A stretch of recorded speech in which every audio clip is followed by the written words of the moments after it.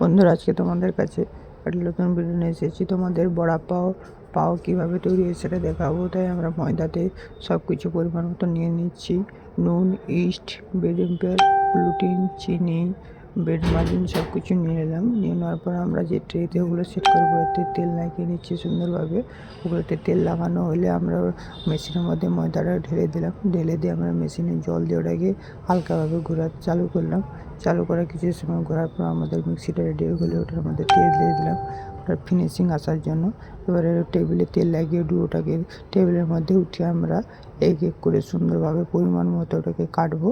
কেটে আমরা সুন্দরভাবে গোলা করে ওই ট্রের মধ্যে এক এক করে সেট করবো। টেবিলে সুন্দরভাবে এক এক করে গোলা করে ওটা আমরা ট্রেতে পুরো সেট করে দিলাম।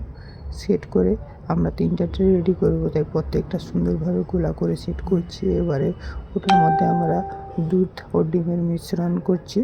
ওইটার রেডি হয়ে কিছুক্ষণ রাখার পর এইটা দেখো আমাদের রেজিং আসার পরে ওটার মধ্যে আমরা দিয়ে দিলাম দুধের মিশ্রণ। এবার ওটা ট্রলিতে সেট করে মেশিনে ঢুকিয়ে দিলাম।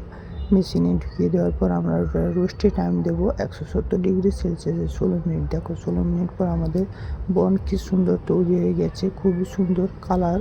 তাই ওটা ফিনিশিং আসার জন্য উপরে তেল দিয়ে দিলাম। তেলটা দিলে আমাদের ফিনিশিং লাগে বনটা।